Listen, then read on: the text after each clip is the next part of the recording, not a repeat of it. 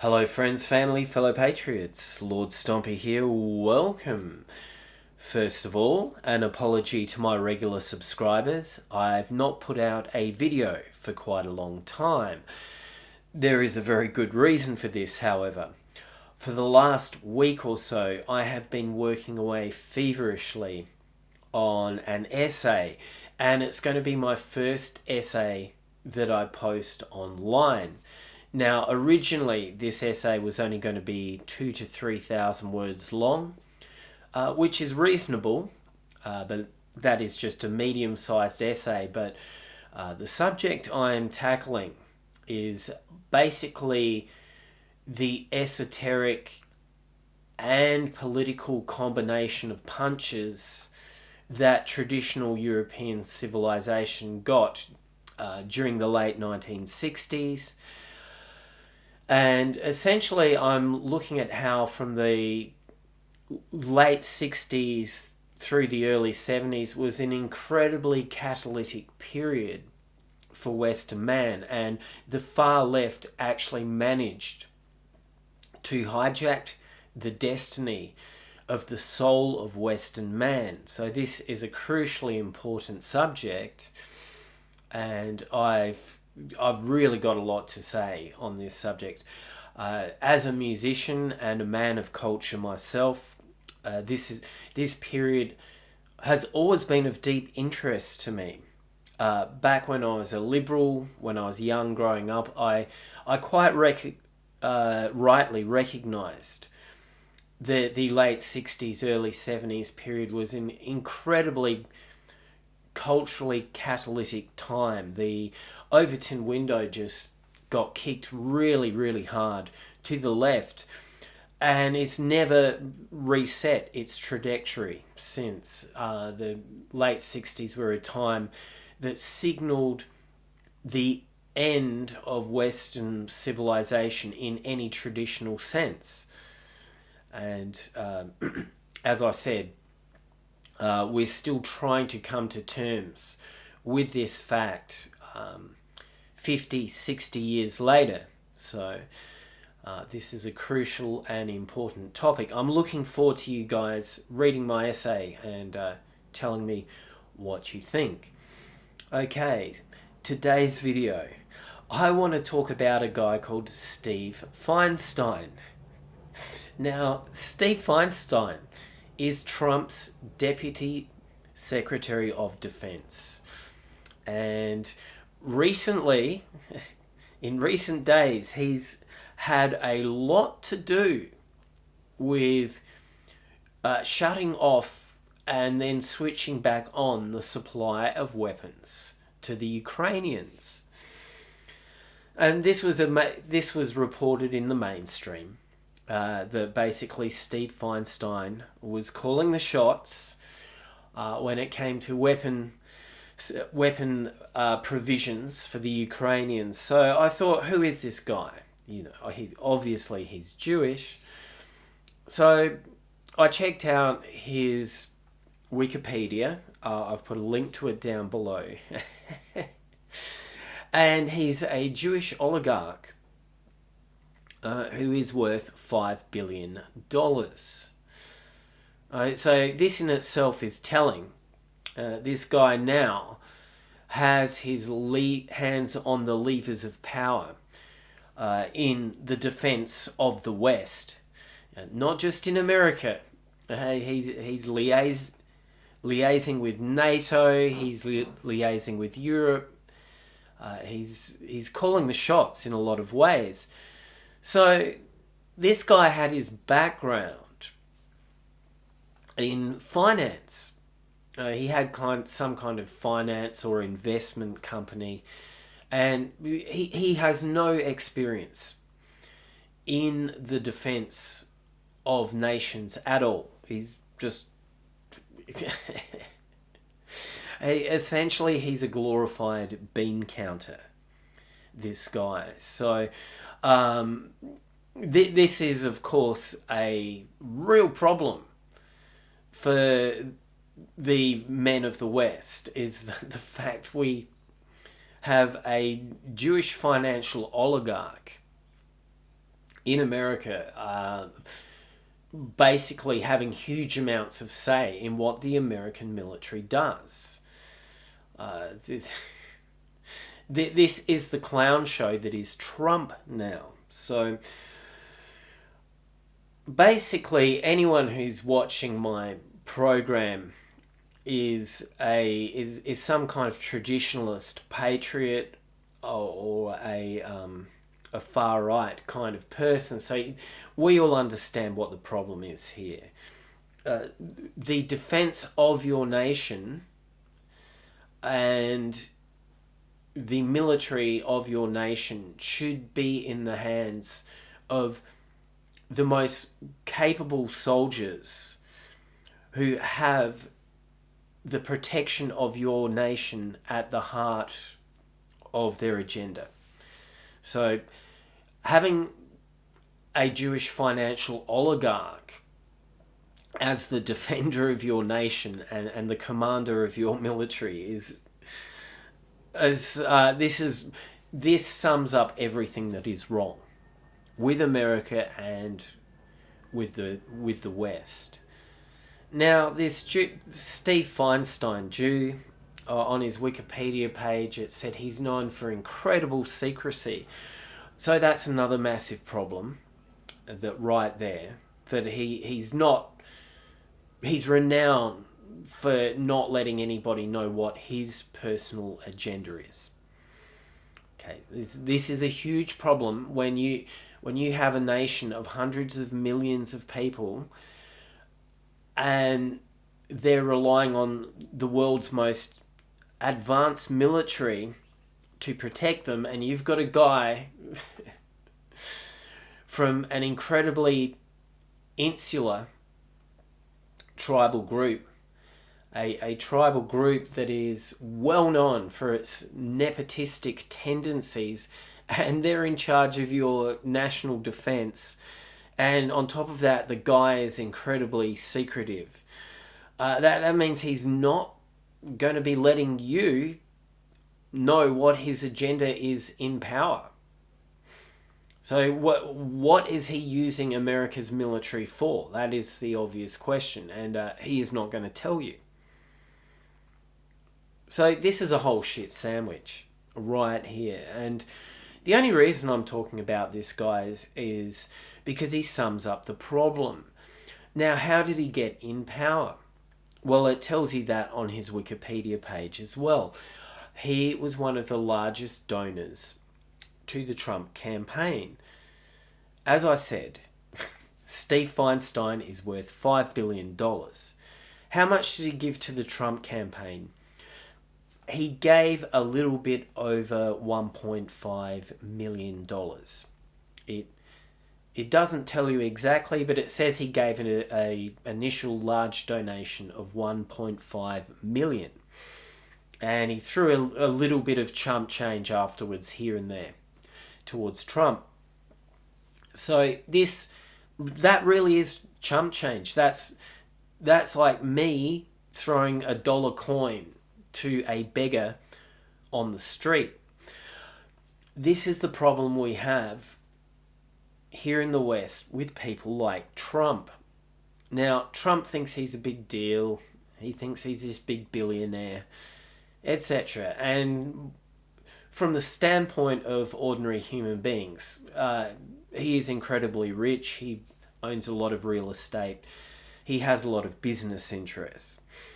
Okay, but really, even very, very large businessmen like Trump, essentially, they're just relying on the crumbs from the Jewish oligarchs' tables to keep their empires going. This is clear. Like, if Trump is handing out senior positions in national defense to Jews who just give him maybe $2 million, right? This is a huge problem. It shows you that Trump is actually on his knees and scrounging for crumbs from the table of the Jewish oligarchs. Okay, now, if Trump really was this all-powerful billionaire guy that he makes himself out to be, he wouldn't need any of the crumbs from the Jewish oligarchs' tables. He could completely fund his own campaign and the whole Republican Party for several years if he truly loved America, which he claims he does. That is exactly what he would do. Right? He would use his large amount of wealth and resources to put America first. Okay, so this is all a no-brainer.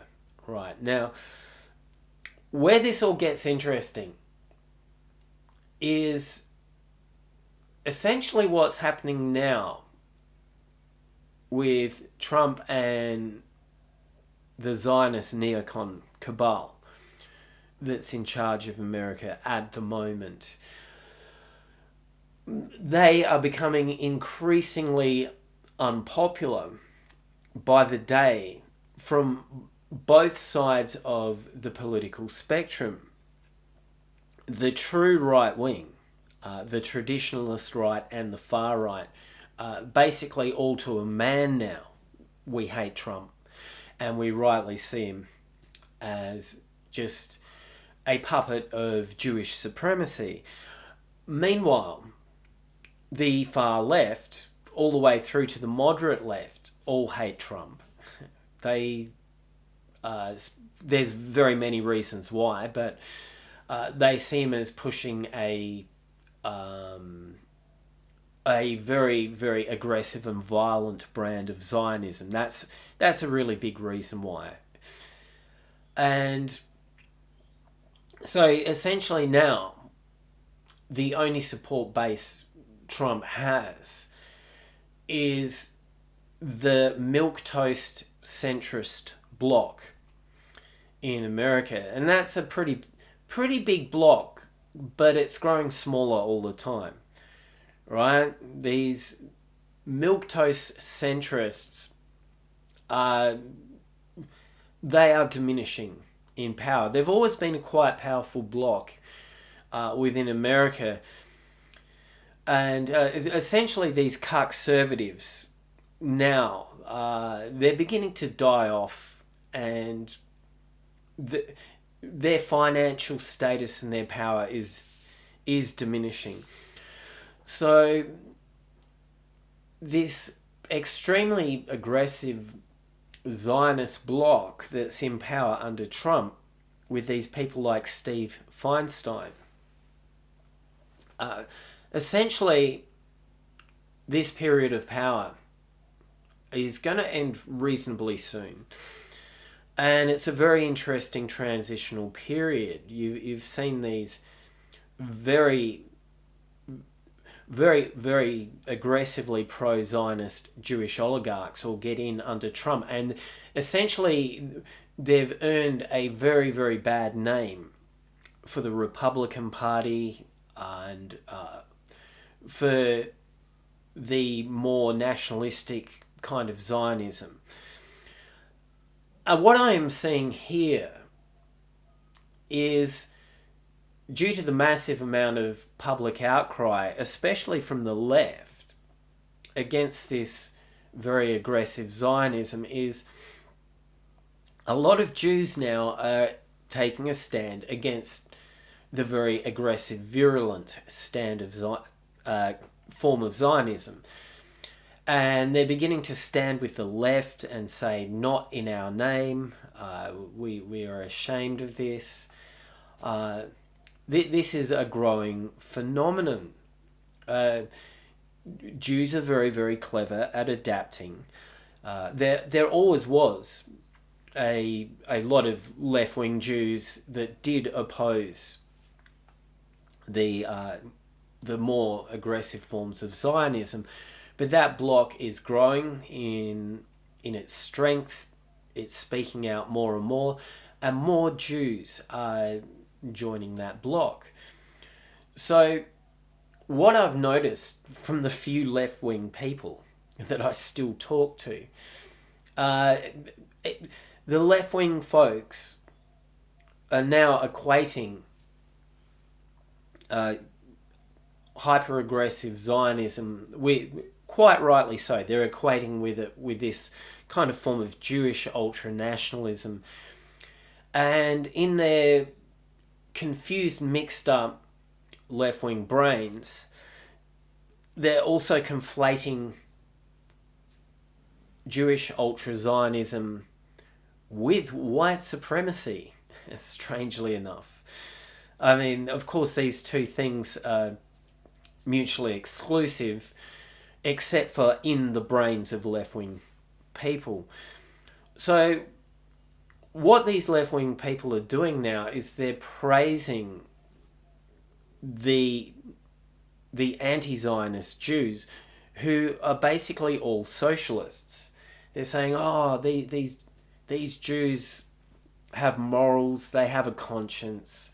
Oh, we're so glad that there's all these Jews that are now standing with us against the genocide in Palestine. So this is actually forming an alliance between left-wing Jews and left-wing libtards. Now, this alliance always did exist, but what it's doing is it's cementing it. It's turning it into a very, very viable and potent political force.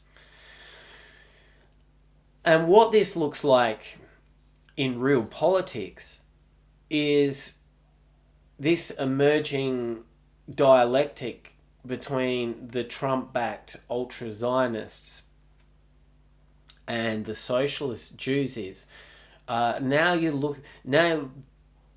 for most people now, including myself actually, the situation's beginning to look like good cop, bad cop. Okay, so on one hand, you've got these rabid, out of control, ultra aggressive Jews like Steve Feinstein and his buddies, and they're just kicking the shit out of everybody that they can, and it's ugly, and it's meant to be ugly, and it's traumatizing people. Even myself, as a fairly hardened guy who's seen a lot in his life, and I'm far right, so essentially I'm not a bleeding-hearted liberal, but what I have seen going on in Gaza and Syria is actually traumatizing. It exceeds the boundaries of my levels of taste. I can handle a bit of killing and a little bit of skirmishing and conflict, but man, what I am seeing really is traumatizing. Now, I believe in the great chessboard of things that this is by design. The world is being traumatized by ultra-nationalist Judaism. And what that is doing is it's throwing the average person straight into the arms of people like Bernie Sanders. And so they're the good cops, right? The ultra-nationalist Jews are the bad cops. They traumatize everyone. People get very emotional, they get very upset, and then they run to the arms of the Bernie Sanders type Jews, and those Jews welcome them in and say, yeah, we've stood against this all along, you guys come and stand with us. So once the Trump era is over, and it will be soon, I believe from everything I've seen now that Trump's election to power essentially was a crash and burn policy for America and for the West. And I believe that the whole purpose of Trump and his ultra-nationalist Zionist buddies was to push the average normie even further left into the arms of the socialist Jews who are now the good guys, right? So this means that the liberal socialist Jewish bloc soon is going to actually have even more power than it already has.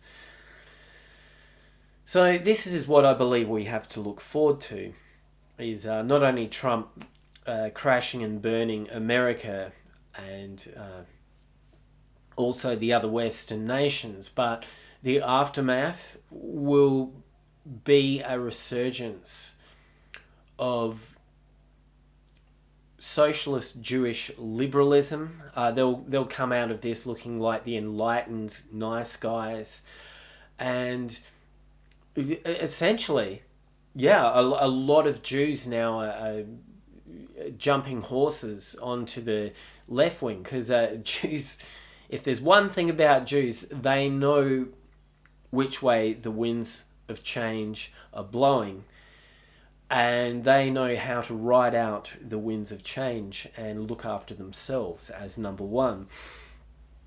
So this is why you're seeing increasing numbers of Jews standing against Jews. It's by design, and it's a game of good cop, bad cop, but being played out in the global sphere. So that in the end, I think that by the looks of it, Jews are still going to retain a lot of power, but they're going to do that from the left. And there is a saying from the far right philosophers that Cthulhu always swims left, and in this case, I will bet my bottom dollar that after the worst excesses of the Israel and Gaza thing are over, that it's going to be a case of Cthulhu swimming left. Okay, my friends, thank you for listening. God bless you all. Deus Volt.